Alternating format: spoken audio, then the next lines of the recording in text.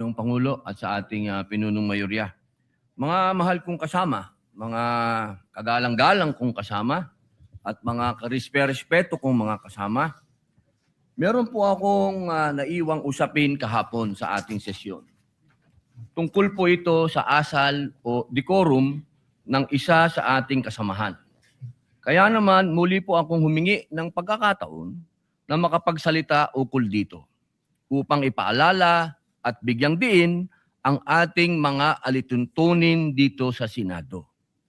Naniniwala po ako na mahalagang mapanatili natin ang respeto, paggalang at kaayusan sa bawat pagdinig at talakayan.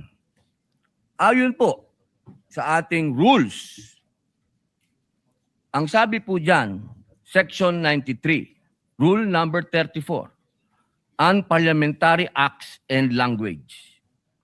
Ang sabi po dyan, acts and language which offend a senator or any public institution shall be deemed unparliamentary. Sa wikang Pilipino, ang mga kilos at pananalitang nakakasama ng loob sa isang senador o alinmang pampublikong institusyon ay itunuturing na hindi naaayon sa kagandahang asal ng parliamentaryo. Malinaw po na sutuntunin na ito ng Senado na anumang kilos at pananalitang nakakasama ng loob sa isang senador o sa alinmang pagpampublikong institusyon ay hindi katanggap-tanggap.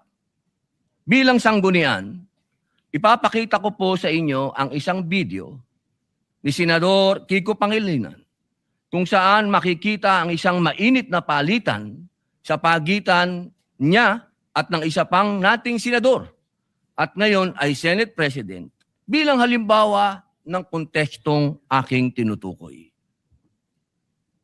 Pwede mo ba sabihin sa anak mo, anak, pag mali sila, gumawa ka na rin ng mali. Anak, okay lang mangbastos kasi mas bastos sila eh.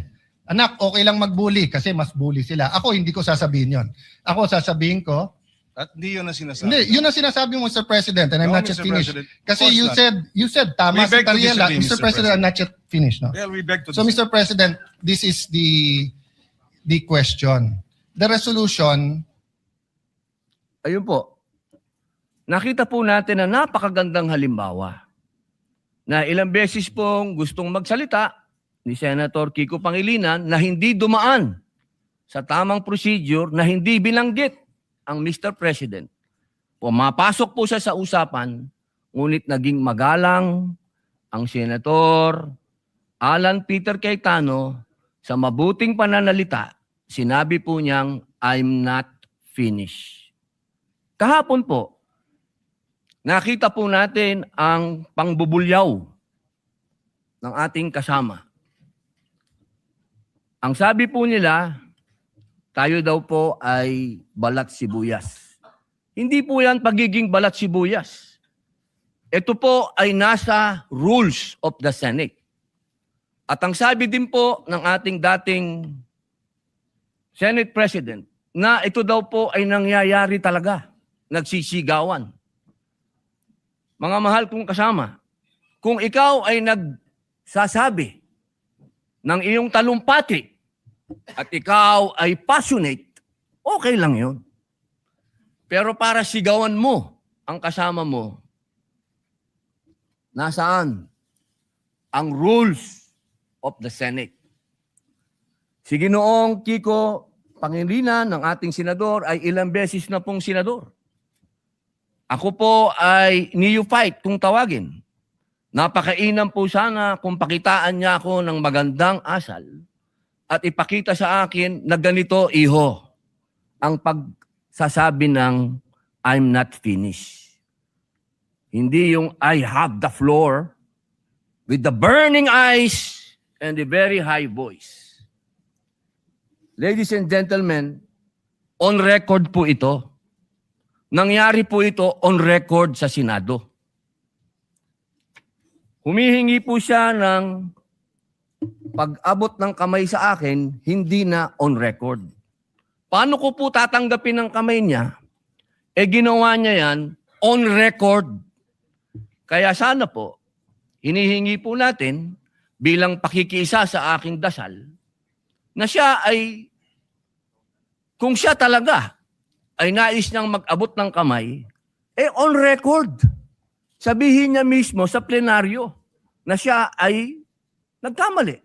Katulad po ng ginawa ni Senator Lacson na tumayo kanina at nagsabing siya ay nagkamali.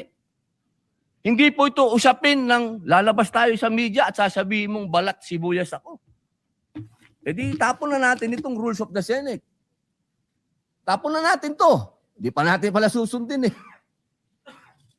Mga mahal kong kasama, ang sinasabi ko dito, tanggalin natin yan sa record dahil ayokong mababasa yan ng aking mga anak at apo na ang isang Muslim senator ay sinisigaw-sigawan dito sa plenaryo. Yun lamang po. Maraming salamat po sa binigay niyong pagkakataon. Thank you very much, Senator Robin Padilla. We recognize once again Senator Kiko Pangilinan. Thank you, Mr. President. Mr. President, ang suggestion ko ay dahil napanood ko kagabi sa balita na nais pong magsampa ng ethics case laban sa atin na si Senator Robin Padilla. So ang suggestion ko, isampa na yung ethics case at doon na po sa ethics committee natin pag-usapan ito dahil marami pang ibang mga mas importanteng bagay sa aking paniwala ang dapat nating talakayin. Maraming salamat po. For the record, Mr. President. Thank you very much, Senator Pangilinan. We recognize Senator Padilla once again. Wala na po siguro mas importante kung rules of the Senate ang pinag-uusapan natin. So, ang ibig pong sabihin ba niya na hindi kayang mahumingi ng paumanhin ng isang veteran senator? Para sa kanyang pagtaas ng boses? Yun po ba? Nakikita ko po ang matamis na ngiti ni Senator Kiko Pangilinan. Napakahirap po bang sabihin nun? At kailangan pa natin umabot sa ethics? May I suspend session first?